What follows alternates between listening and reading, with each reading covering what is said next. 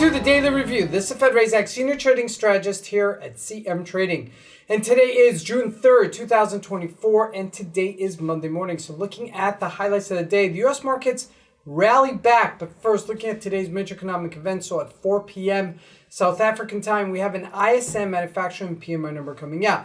Now looking at the various markets, starting out with the Forex symbols, the major pairs really unchanged. While we look and shift into the indices, we saw the Dow Jones and the NASDAQ rally back last Friday. And looking at commodities, gold and oil slide lower, while natural gas has a gap up. Now looking at the stocks, it's the bank stocks that have been showing strength, specifically Bank of America rallying to new all-time record highs. Now lastly, looking at cryptocurrencies, Bitcoin gets a bounce. So let's take a look at the markets and see what we can expect from today's trading.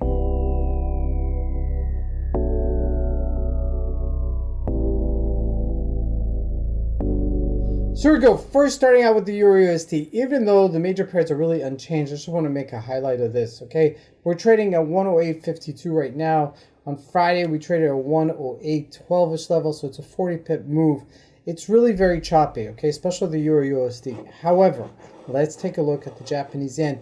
That has really been also trading in a very tight range, and it did perk up a little bit. Again, over 30 to 40 pips, really nothing major to really, put our hat on right now. So just kind of avoid the Forex symbols for now. I know it seems like untenable because, we're known to be a Forex company.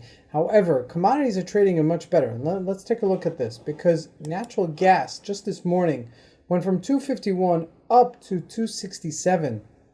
If you took a little bit of a trade of that, almost $1,000 in just 5 hours of trading. So like I said, there's some other opportunities in the market, despite the fact that the Forex symbols are really unchanged. So keep that in note. Take a look at gold. Gold breaking down on the downside. This is a 4-hour chart. Let's take a look at the daily. We do have supporters level at 2200 level. Okay, so that's really important. We're at 22,318, about $40 away from our next support level. So if we don't consolidate here and we don't bounce off of it, we may just go and test those lows again.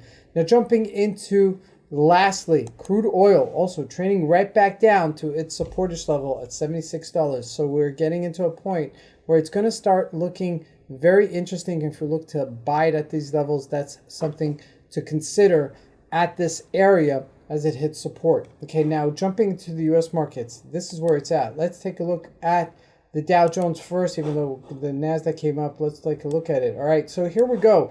This had a up move of over 400 points last Friday to 38,800-ish level. Okay, now we're about still 1,200 to 1,300 points off of our all-time highs, and we've been trading in this range.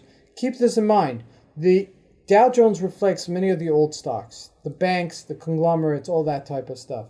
They've been doing pretty well, okay? So keep that in mind. Now, the NASDAQ also bounced, but I'm not sure why, because some of the major tech stocks did not go higher. And we're going to take a look at them. But first, let's take a look at Bank of America because that did make new record highs, okay? So that was also something that was very interesting. Look, to $40 a share. Okay, that's a huge comeback for a, not all-time record highs, it's yearly highs. Okay, its all-time record highs is about $50. We're only about $10 away from that. But that's making new highs, okay, in a market where we're in an inflationary market, where we're in stagflation, all this other, economic terms that are being thrown out at us.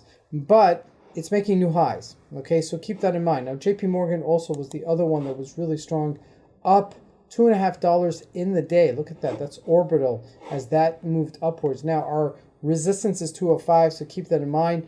Now, this week we got a lot of things coming up. Okay, some elections coming up in Europe, a main refinancing rate in Europe, so that's something else to consider. Okay, so there's some things still coming up this week. Let's jump into the tech stocks. Now, they did see some gains, but nothing really big. Apple just moved a little bit higher to 192. Okay, it's made a huge comeback from 166.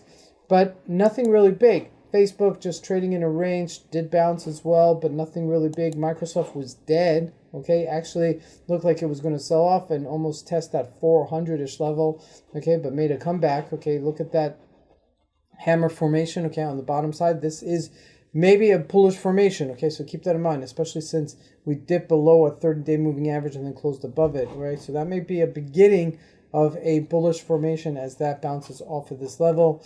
Now, looking at the other major stocks, Amazon also just slight, bounce off of its bottom, but nothing really big. Okay, nothing really turning us around. Like, look in NVIDIA.